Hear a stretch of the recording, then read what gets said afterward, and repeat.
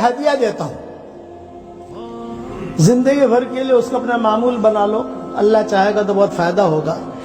اور وہ یہ کہ روزانہ 24 گھنٹے میں 100 مرتبہ سورہ اخلاص پڑھنے کی عادت ڈالو۔ آسان طریقہ یہ ہے کہ ہر فرض نماز کے بعد 20 مرتبہ پڑھ لو، تو 5 نمازوں کے بعد پڑھو گے تو 100 مرتبہ ہو جائے گا انشاءاللہ۔ اس کا فائدہ یہ ہوگا کہ جو دعا مانگو گے اللہ آپ کی دعا قبول کرے گا، جو دعا مانگو گے۔ یہ میرا تجربہ ہے۔ سورہ اخلاص کی فضیلتیں تو بہت ہے صحیح حدیثوں میں، اس کا تو کوئی انکار کر ہی نہیں سکتا۔ بمبئی میں میرا بیان ہوتا تھا نواب مسجد میں، تو نواب مسجد میں بیان ہونے کے بعد میں نکلتا تھا تو ایک مرتبہ ایک لڑکی جو ہے وہ کھڑی ہوئی، اس نے کہا ابو جی، بھیڑ ہوتی تھی، میں نے کہا ابو جی میرے لیے دعا کر دو، پردے میں تھی۔ میں نے کہا کیا کروں بیٹا دعا تیرے لیے، کہ میری عمر 28 سال کی ہو گئی، اب تک جو ہے میرا رشتہ ہوا نہیں ہے، آپ دعا کرو۔ تو میں نے کہا کہ میں کروں گا دعا، لیکن بیٹا ایک وظیفہ بتاؤں تم کرو گی؟ یوں کہا ابو جی میں ضرور کروں گی۔ میں نے کہا روزانہ 100 مرتبہ سورہ اخلاص پڑھنے کی عادت ڈال لے بیٹا، 24 گھنٹے میں ایک ساتھ پڑھنے کی ضرورت نہیں ہے، کبھی 10 مرتبہ پڑھ لیا، کبھی 15 مرتبہ پڑھ لیا، کبھی روٹی بناتے پڑھ لیا، کبھی پانی بھرتے پڑھ لیا۔ 100 مرتبہ کا کوٹا 24 گھنٹے میں پورا ہونا چاہیے۔ اگر آپ ایک ساتھ بھی پڑھو گے تو 10 سے 15 منٹ لگتے ہیں، زیادہ نہیں لگتے۔ اس نے کہا ابو جی پڑھوں گی، لیکن مجھے ایک سوال کیا، ہر مرتبہ بسم اللہ الرحمن الرحیم پڑھوں؟ میں نے کہا ہر مرتبہ بسم اللہ الرحمن الرحیم پڑھنا ضروری نہیں ہے، شروع جب کرو تو پڑھ لو بس۔ جیسا بیٹا کھانا کھاتے ہیں تو ہر لقمے پر بسم اللہ نہیں پڑھتے، ہر لقمے پر بسم اللہ پڑھیں گے تو کھائیں گے کیا؟ یہ میں نے سمجھا اس کو، ہر لقمے پر اگر بسم اللہ الرحمن الرحیم پڑھیں گے تو کھائیں گے کیا؟ سورہ اخلاص کا مطلب قل هو اللہ احد اللہ الصمد لم یلد ولم یولد ولم یکن له کفوا احد۔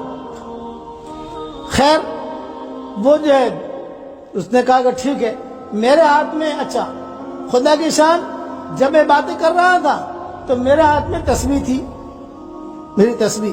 میں نے کہا بیٹا یہاں تو پابندی سے پڑھے گی؟ یہ کہا ابو جی بالکل پڑھوں گی، اس لیے کہ مجھے رشتے کی ضرورت ہے، بھائیوں کے ساتھ، بہنوں کے ساتھ، ماں باپ کے ساتھ کب تک میں اپنی زندگی گزاروں؟ میں چاہتی ہوں کہ کہیں میرا ڈھنگ کا رشتہ ہو جائے۔ تو میں نے کہا یہ جو میں نے تجھے وظیفہ بتایا ہے یہ جاندار شاندار مالدار وظیفہ ہے، جاندار شاندار مالدار، جس کو یہ میں نے بتایا اس کی ضرورت اللہ نے پوری کی ہے۔ اور یہ میری تسبیح ہے، یہ میں نے کہا یہ میری تسبیح بھی جاندار شاندار مالدار تسبیح ہے۔ یہ میں نے اس کو کہا کہ میری تسبیح جو ہے بھی جاندار شاندار مالدار تسبیح، یہ بھی میں تجھے ہدیہ دیتا ہوں، یہ لے تو اس پر پڑھتی رہنا۔ ہاں ابو جی اس نے لیا، اپنے آنکھوں سے لگایا، چلی گئی۔ دوسرے سال میں پہنچا تو وہی لڑکی ایک لڑکا لے کر کھڑی تھی، بچہ۔ اب میں بیٹھا تو کہا ابو جی تصویر دکھا رہی تھی کہ ابو جی، میں نے کہا تو بچوں نے کہا کہ شاید گزشتہ سال والی ہے۔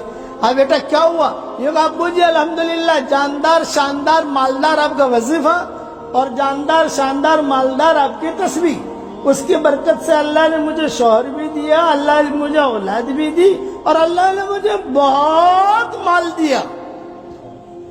تو میں نے کہا دیکھ بیٹا یہ اللہ نے مال دیا ہے تو اس کا اسٹاک مت کرنا، اسٹاک کرے گی تو اسٹاپ ہو جائے گا،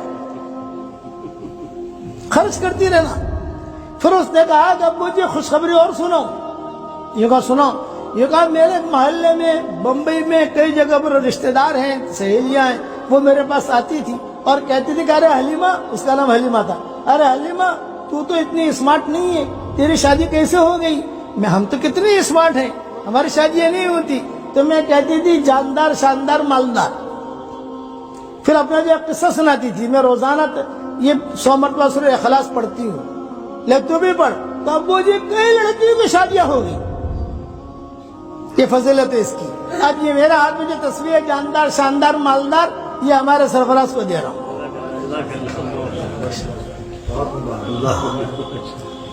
تو یہ آپ لوگوں کو میری طرف سے ہدیہ ہے، پڑھو گے انشاءاللہ 24 گھنٹے میں 100 مرتبہ پڑھنا کوئی بڑی چیز نہیں ہے. اس کے بعد اللہ تعالیٰ سے جو کہو گے اللہ تعالیٰ آپ کو دے گا. اور آج یہ نیت کرو کہ اب انشاءاللہ ہمیں دین کا کام اللہ کے لیے کرنا ہے. روزانہ صرف ایک نیت کرنی ہے آپ کو 24 گھنٹے میں ایک مرتبہ.